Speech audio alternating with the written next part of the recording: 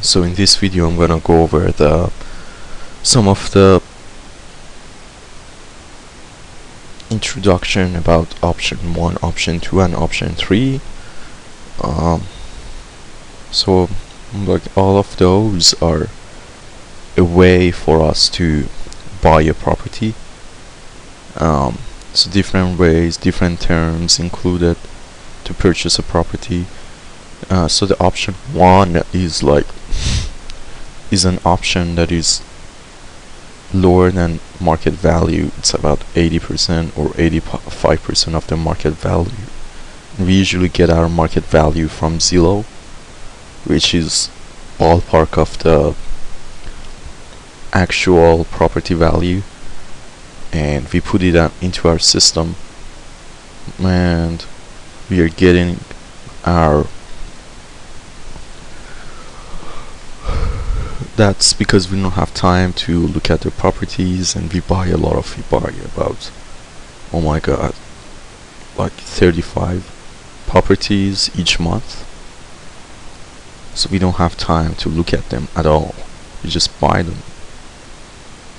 And here it says the first option is if a seller needs to sell really fast, he's stressed and he doesn't want to do any renovation, we are offering them that 80%, about 80% of the market value. And if you put it into Podio, in here is estimate value after looking at the link.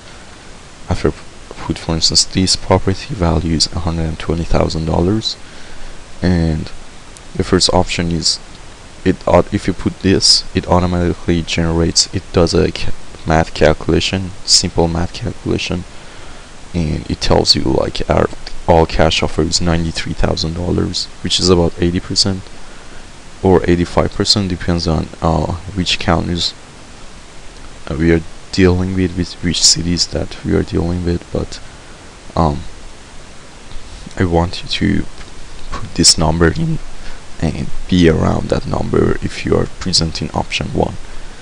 And so we have also land wholesaling offer, because nobody buys lands and it's like worthless, and you can buy it really cheap. We are offering about like 40%, 35% of the market value, and it usually gets accepted if a seller wants to sell, because you can buy land so cheap, and land is worthless usually in here because you have to pay a lot of property taxes on it, and if you don't have plans for that land, you're gonna lose a lot of money. So that's that. And option, it says I have the option 2 in here, house marketing offer, that we are gonna market that property for 30 days to our partners or investors to see if anybody's interested. So we are just selling the contract to the end buyer, and it's about like 90% of the market value. And option 3 is the house lease option. We are trying to lease option is rent to buy. So you're renting a property for 3 years or 2 years, depends on the terms that you're setting up in the contract, and the tenant is going to buy the property, has the option to buy the property after 2-3 years, and for a certain value that we are going to determine. That's like market value, so we are just going to buy it for the current market value. And so the benefits for the buyer is that they don't have to deal with like tenants. They don't have to take over the place, take a look at the place, and if anything breaks down in the property, they are not responsible for it. The owner of the property is responsible. The person who is listed to buy it is responsible for that. And that's about it.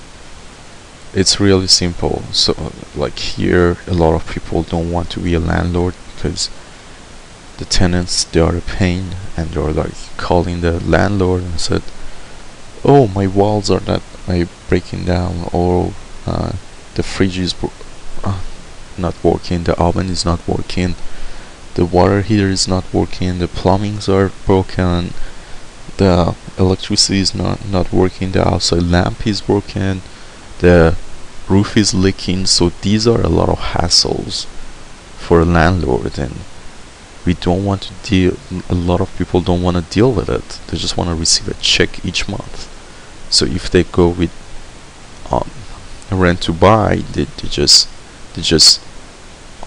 bring a tenant, and the tenant is going to invest into the property because they're going to buy it in 2 years, and the landlord is not responsible for any of that, any of the problems that might happen. And so we actually, another thing to say is that we are not gonna rent and buy the property ourselves. We are just gonna market it, and then we are gonna find an end kind of rent buyer, and then we are gonna get a deposit money from them, because we want to make sure that they are not gonna ruin the property, they are not gonna break down stuff in the property, and we're gonna, after we made sure of that, we are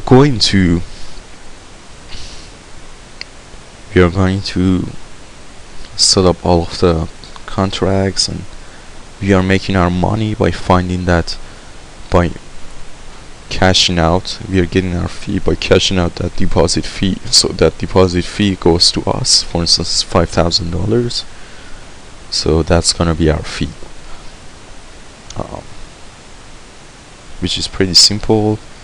And then in the script, the last option, if the seller is not gonna accept any of those, we are gonna tell them that we are gonna send an agent to your house, and we are gonna list it with an agent and find you somebody. We are gonna get the top dollar for your property, because all of the other numbers doesn't work for us, because we are an investor. We have to buy cheaper to be able to make money out of it, otherwise it's not gonna make sense financially for us. Alright, that's pretty simple. That was it. Please listen to this video over and over again. Make sure that you understand it, because the owners, the sellers, they ask you questions. Let me know if you have any questions. Alright, thanks.